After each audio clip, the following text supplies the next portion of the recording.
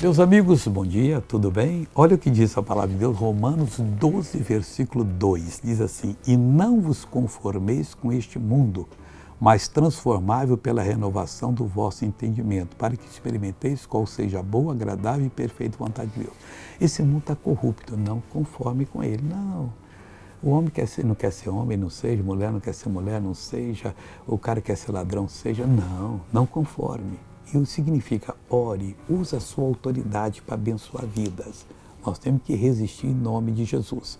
Aí ele diz mais aqui que nós devemos nos transformar pela renovação do nosso entendimento, da nossa mente, que vem pela palavra de Deus.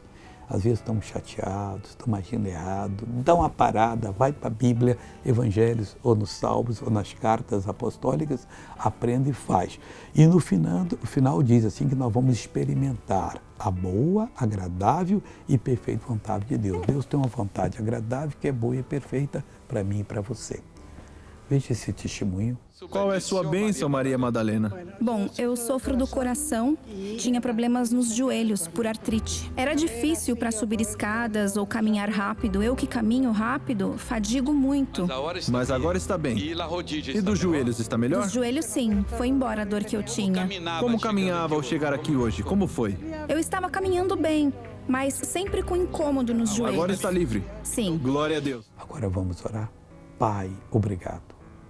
Eu clamo por essa pessoa que está sofrendo e que hoje, ó Deus, vem a Ti pedindo, me ajuda a não me conformar com esse mundo. Deus, faça essa pessoa te conhecer a agradável, perfeita e vontade de Deus, da Tua vontade, para que ela seja feliz. Eu oro e eu abençoo e digo, todo mal saia dessa vida, em nome de Jesus. Amém.